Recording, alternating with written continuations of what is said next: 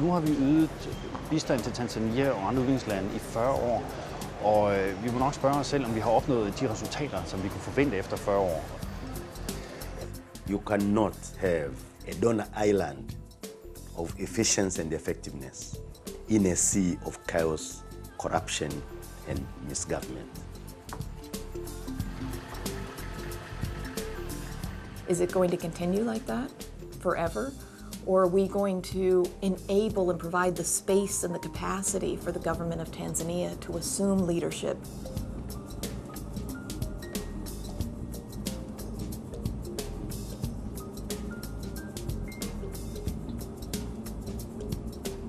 Tanzania is one of the so-called donor darlings of Africa and receives considerable amounts of aid from various donors.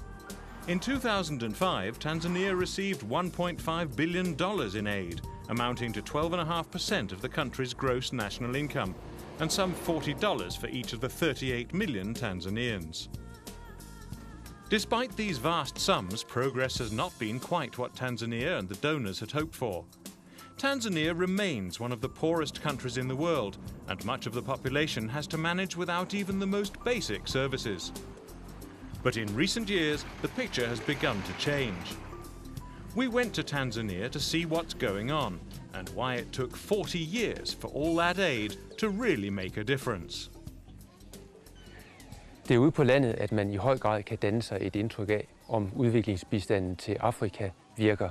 Det er ved en sundhedsklinik som den her, at mødrene kommer med deres småbørn, der skal vaccineres. Småbørn typisk med malaria, med diarré og med luftvejslidelser. This is the Morogoro region, a couple of 100 kilometers from the capital, Dar es Salaam. We're at one of the small clinics that comprise the backbone of the National Health Service in Tanzania. Although the clinics are chronically understaffed, they have managed to improve general health levels. The health situation in our area, actually, they're now improving. Because before, there are many cases of diarrhea and the other outbreaks like cholera. But now we have more than 3 years, we don't have even a single case of cholera. Actually, the standard of our services, there are some improving.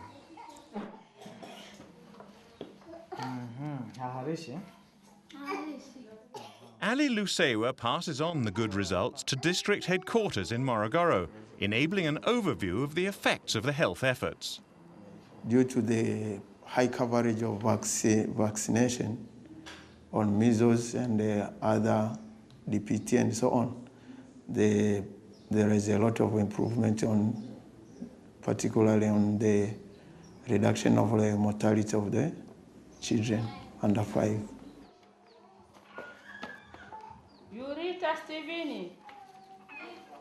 This progress, especially in child health, is apparent not only in the Morogoro region, but throughout Tanzania.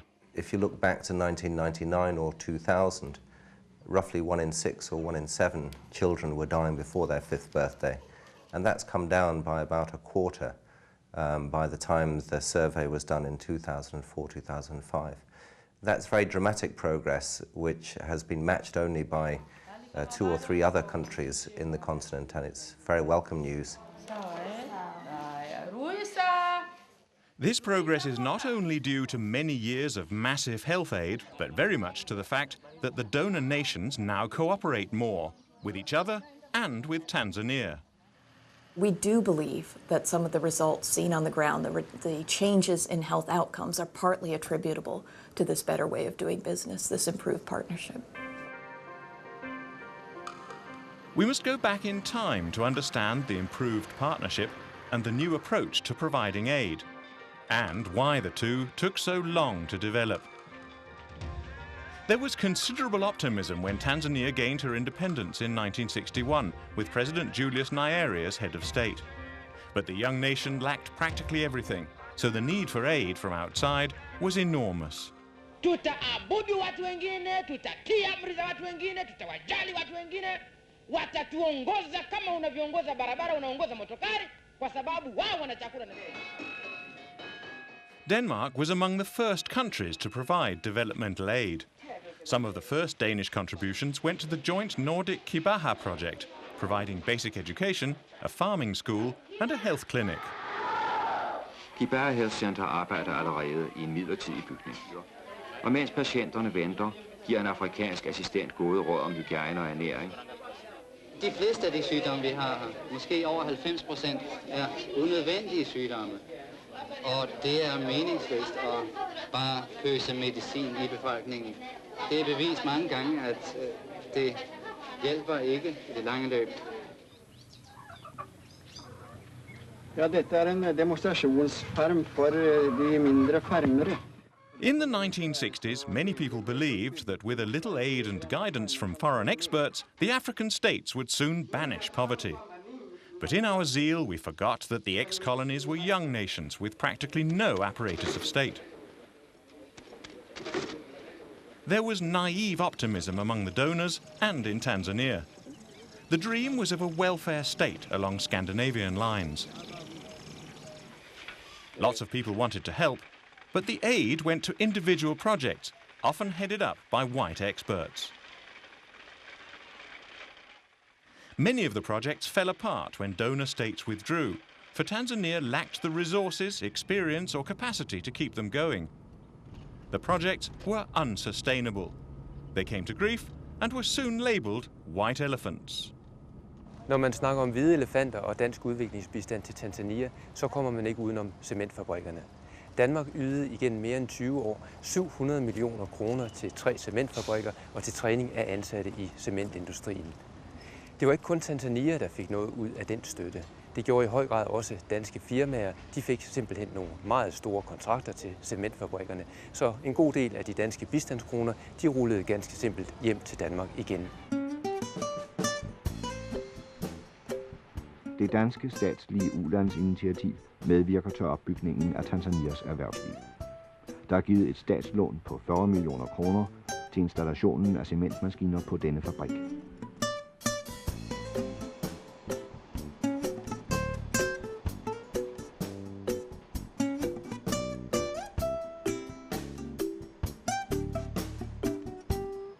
F.L. Schmidt benefited from huge orders to go to Tanzania.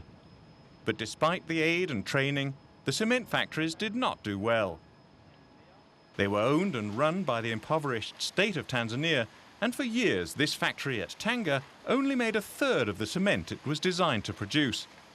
The factory was seen as yet another white elephant, an example of a project that Tanzania needed, but which went wrong because it was not conceived for Tanzania as such.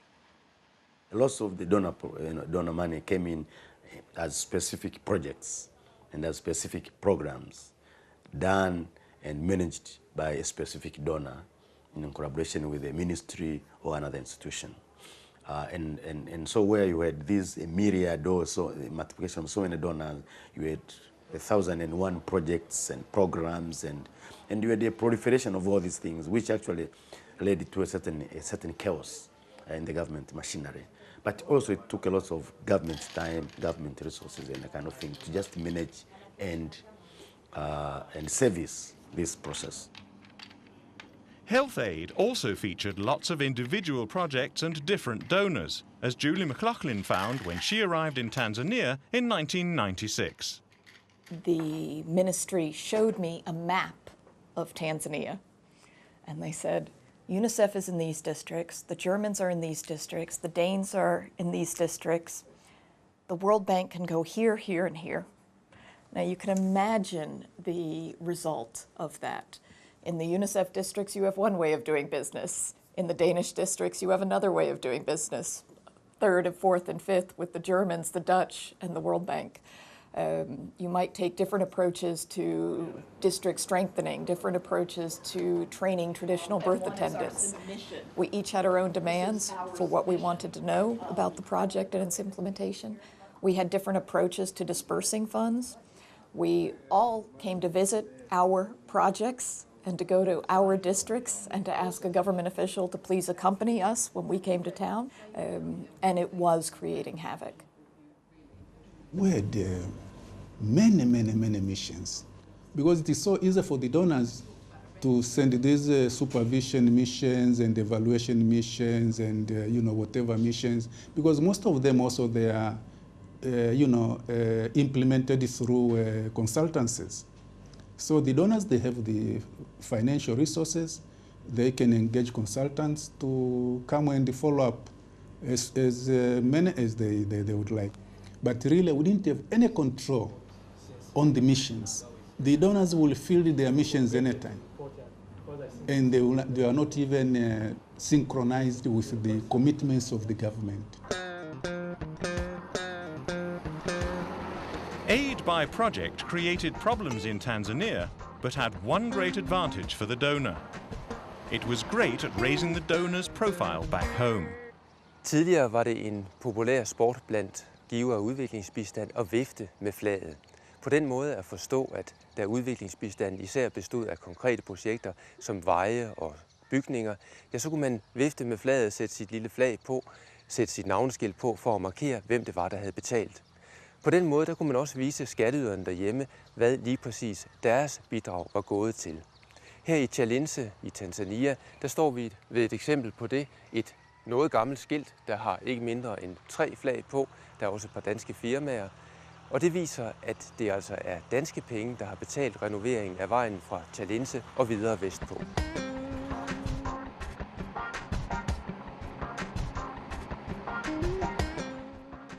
Denmark funded many kilometers of road in Tanzania and was also one of the biggest health donors, another field in which patients and staff had to cope with many donors, each with projects of their own. A donor, as an example, would come up with an immunization program that would most probably be situated outside the ministry with their own group of advisors, their own systems of operating. So they would be assisting the ministry, yes, but the government would not have much say other than say, thank you for assisting us and we are glad you are around. It was difficult to give supply to the dispensary because if the donor is not interested on certain area, you can't get the supply. It was more focused on the donor-oriented. So you can give even supply which you don't like it, because it is there, they can give you. So that it was some sort of, you can say, like a push. By doing things their way and forcing their projects through above Tanzanian heads, the donors cut the country's own decision-makers out of the loop. We would go with them figuratively with a check behind our back. And if I'm going with a new $50 million World Bank project, and I say to the Ministry of Health, don't you think this is a good idea? They will respond, absolutely, Julie, that's a good idea, we'll do that. And they did that for 30 years. And they implemented projects that they didn't believe in, that they weren't convinced themselves were going to work, and they didn't feel that they could say no to our suggestions. And often we were not being, we did not even see ourselves as being pushy. We saw ourselves as being helpful. But that unbalanced relationship, when the money is tied to my suggestions about what you implement, disempowers the client. And it undermines their capacity.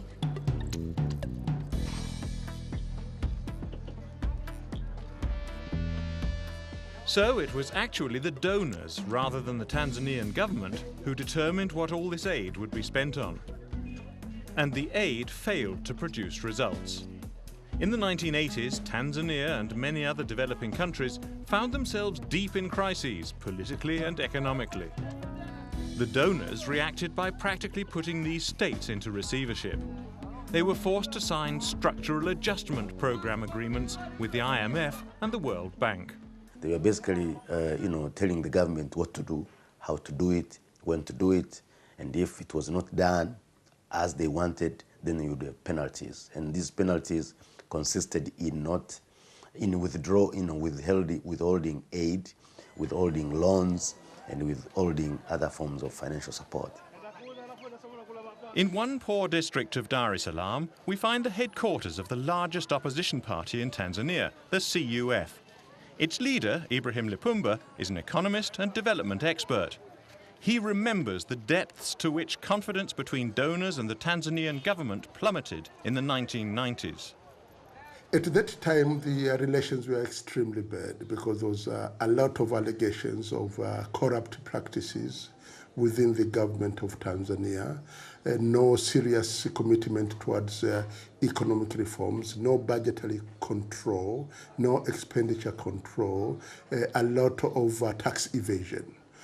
But at the same time, there were complaints on the Tanzanian part that the donors were on the driving seat. They were the ones who were putting conditionalities, basically determining what should be the development policy of Tanzania.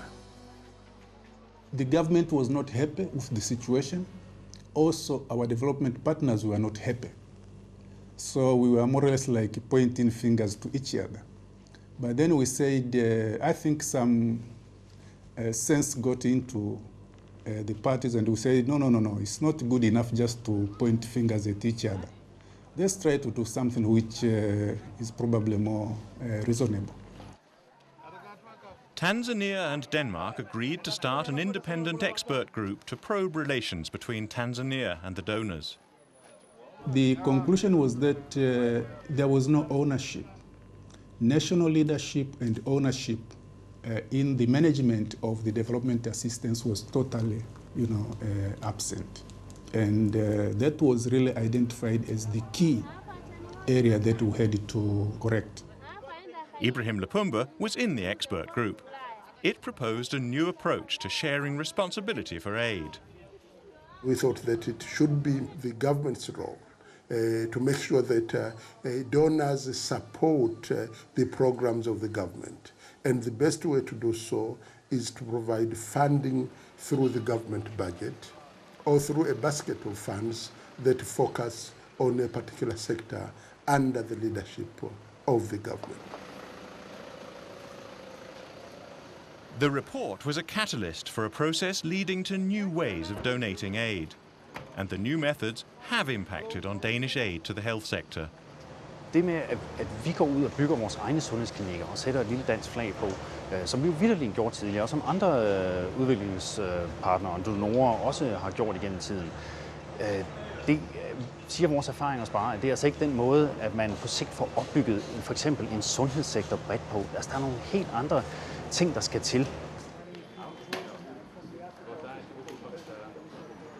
What is required is aid determined by Tanzanian needs instead of aid earmarked by the donor. Nowadays, almost all the aid for health in Tanzania is based on a health plan drawn up by Tanzania and which the donors are helping to fund. By transferring control of the resources to the Tanzanian government, the program has helped to build ownership of the health program in Tanzania. So these resources, instead of being directed to what DANIDA or DFID or the World Bank decided they should be directed towards, are now being directed according to the country's own health policies, health strategies and health priorities.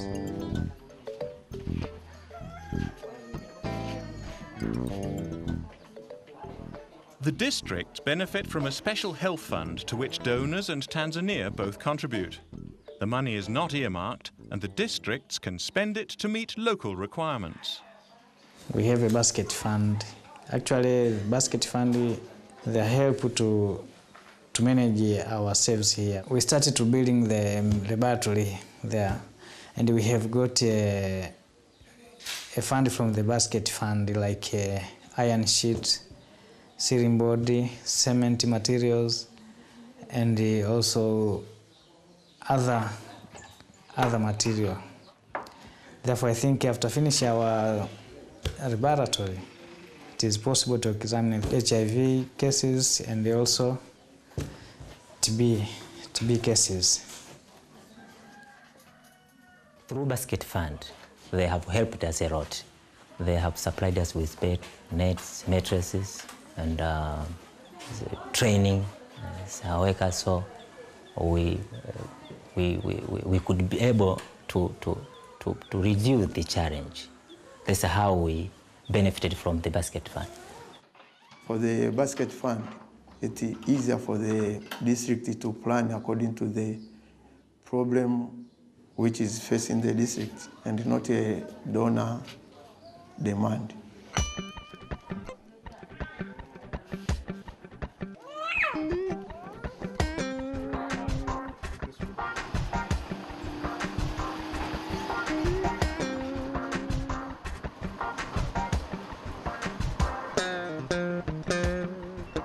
our primary function is to procure, store, and distribute drugs and medical equipment for the government.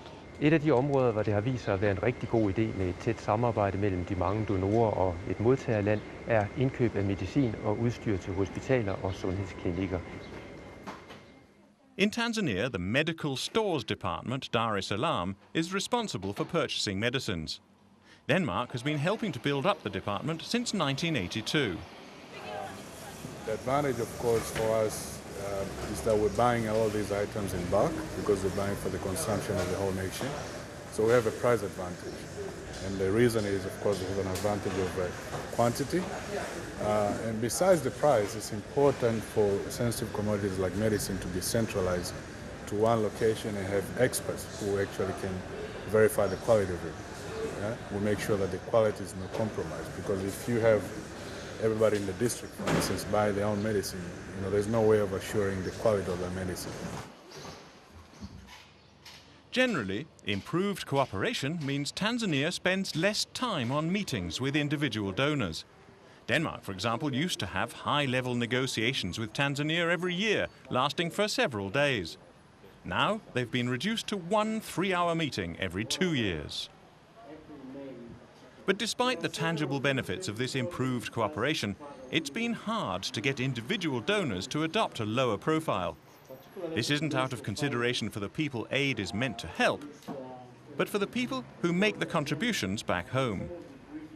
If your public is saying we want to see what it is that the Danes have financed, what is it that our development assistance has provided, it is much easier if you can show them a report on your money, if you can go to a district and take a photograph of the hospital that you helped to construct, if you can interview the health workers who were trained by your technical consultants. There is a visible impact and an association with your financing. The demand from the financier's side has been very high and remains a little bit of a conflict with this new way of doing business. Altså, i forhold til at gøre den her form for bistand forståelig i Danmark, der er en pædagogisk udfordring. Det tror jeg ikke, der er nogen tvivl om. Fordi tidligere der kunne man tage ud og besøge en skole, en sundhedsklinik, og der ville være en lille bronzeplade og måske ligefrem en flag, der sagde, at den her var bygget for danske midler. Sådan er det ikke længere. Men det betyder ikke, at vi ikke stadig støtter opførelsen af sundhedsklinikker og skoler osv. Men vi støtter den kun med en vis procentdel. Og jeg synes bestemt, det vil være en skam, hvis man så en faldende interesse for udviklingsspørgsmål, fordi at vi ændrer den måde, vi yder bistand på, i retning af noget, som al erfaring siger, giver mere værdi for pengene. There are more and more success stories emerging from Tanzania. Not only have relations between donors, development partners as they're now known, and the state improved, but Tanzania is at last enjoying stable economic growth. Jeg kom til Dar es Salaam for første gang i 1995, og jeg skal da lige love for, at der er sket noget siden dengang. For bare 10-11 år siden, der var Dar es Salaam stadigvæk en lidt søvnig, støvet afrikansk storby med 1,5 million mennesker cirka. Nu er der op mod 4 millioner mennesker, og der er fuld knald på byen. Der er trafik over det hele, nye bygninger skyder op overalt, folk snakker i mobiltelefoner, der er kommet moderne indkøbscentre osv. osv.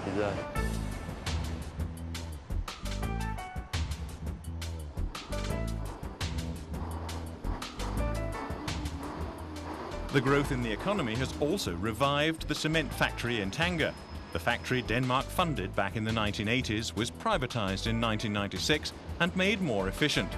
It's no longer a white elephant, it's a thriving grey one. Well, today, certainly, I wouldn't agree that Tanga Cement is a white elephant. It's a success story of the privatization. We employ today 330 people directly, and what we also have is, with all the distribution, all the suppliers, we have more than 12,000 indirect employees in the region, here in the Tanga region, and also outside in the places where we do deliver our cement.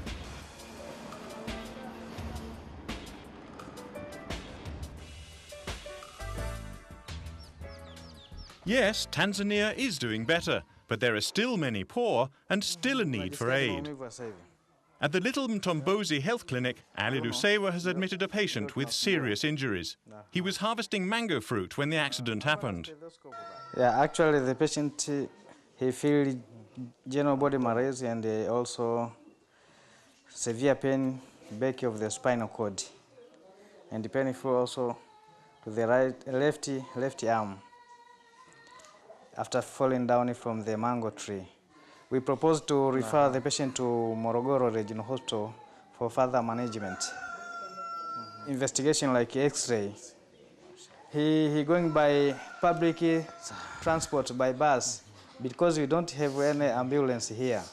That is the problem.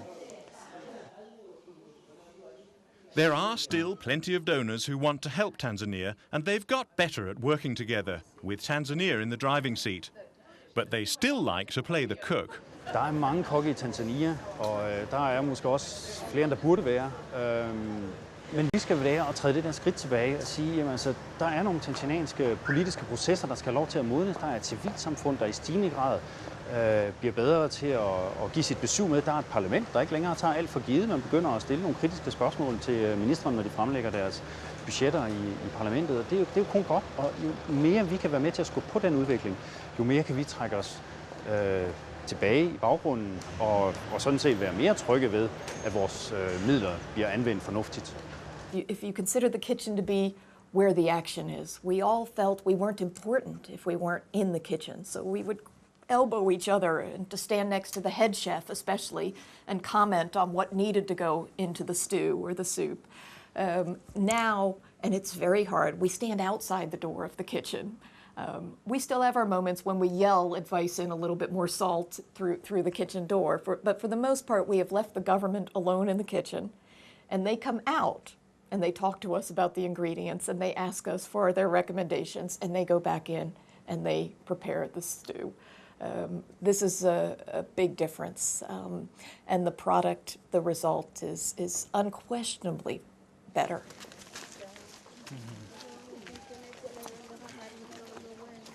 The public minibus has finally arrived at the Mtombozi clinic. The patient with a suspected broken back is hoisted on board for the 60-kilometre journey to the hospital in Morogoro along the bumpy dirt roads. It'll take roughly 4 hours, and his relatives will have to pay for his fare. But with the new approach to aid, one day there may be enough for Mtombozi to have an ambulance.